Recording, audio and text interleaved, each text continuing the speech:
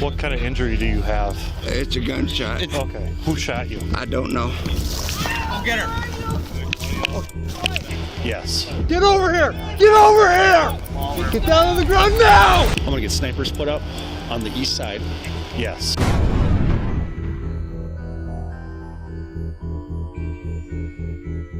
Midnight at Shady Oaks, a quiet complex, dozens of sleeping apartments, until a single noise turns an ordinary night into 8 hours of terror.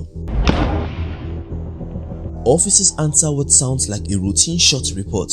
Officer Kodinem drives in to inspect, and the night becomes a trap. Bullets tear through the dark. He radios in, "I think I have been shot." I think I've been shot. The single call turns a response into an emergency. 306, 2400, start everybody.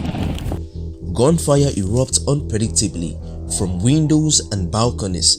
Dozens of residents are exposed. Some don't even know what's happening. A man who stepped outside is hit. A passing vehicle is struck and comes to a haggard stop.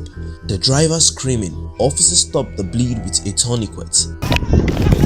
Get over here! We might have. I know, come on. Let's go. Fucker, I should have known. Do you have a tourniquet on you? Yeah. Okay. I think it's just through and through. Shine your light. Minutes are now measured in heartbeats. A resident hands an officer a key fob. Come here. You have a key fob to the building? Yes, sir. Okay. Are you okay? Yeah, motherfucker was shooting me. He was shooting me. I took out the sidewalk and said, "Oh, universe, those kids, I love her surprising and brought." Say something. I heard it. I was standing in my kitchen doing it. Here, I go don't back to have your a car. phone. Shoot. I think Now. it's the second floor. So you think it's the I'm second pretty for sure. It's the second floor on the far side. Okay. Roadblocks go up. SWAT and sniper teams are called in. Chris, can you come over here? They're shooting at any law enforcement that comes through. If we go out any further, we're gonna get shot at. If this is an active shooter, we need to get a team ready. We need to probably start dealing with it. We haven't been able to get... They were thinking maybe like second floor, but now Chris is saying there's movement on 7th, but there's movement all over if you watch those windows. Nobody's identified where or who. Once I get more SWAT bodies in, I'm gonna start forming up some perimeter teams to take over on perimeter. I'm gonna get snipers put up on the east side. Yes, yeah. So that they can kind of get all the eyes on shots have been coming from the front of the building. Night becomes a long wait for daylight and clarity. Hours creep in. Team evacuates ground floor residents, door to door, stairwell to stairwell.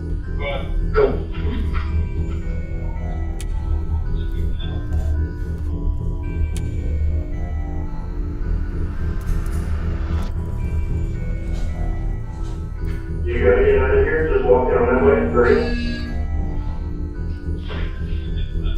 A drone rises into a grey sky, searching. Daylight is the price officers need. Visibility, control, a single place to focus.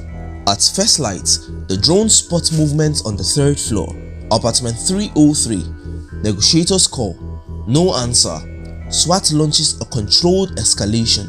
Tear gas fills the unit.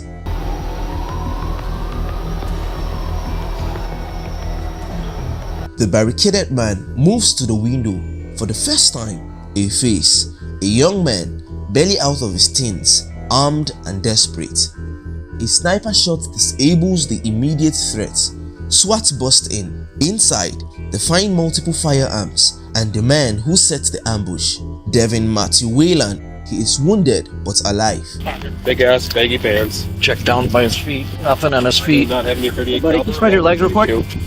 I have nothing. You see hands pulled up. Yep. Ow! Fuck! My arm. You want to switch out top? I can give me an IOU. No other shooters. The complex can finally begin to breathe. Once medically cleared, Wayland tells investigators the truth. He had called 911 first, saying he had heard fireworks. To lure officers in, he admits a chilling motive. "I wanted to get them to shoot me." He spoke out of humiliation from a party and feeling trapped. a twisted calculus known as suicide by cop. Hey, Devin. Hello. How are you? I've been better. Yeah, it looks like it. Feeling okay though?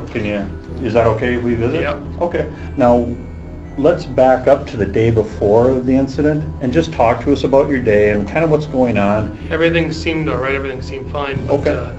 these ex-friends of mine, they wanted to hang out with me, and it was gonna be his girlfriend's birthday, 21st birthday, so they wanted to party and drink. Well, I do like political discussion. I like to see people's views and ask them why they think of that so I can respect them deeper and Like view them. political stuff? Yep. Okay. But it just turns out that they're ex-tweakers, and I think one guy was tweaking there, and this guy's name was Seth something.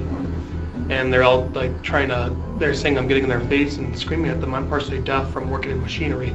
I said, I'm sorry, I'll get down on my hands and knees, I'll show you I'm not being violent. And this woman was saying, get on my man's face. And I'm like, I'm not on your man's face, I'm just saying, this is how I view about the situation, because how can I respect you? You've been nothing but nice to me, so she has until this point on.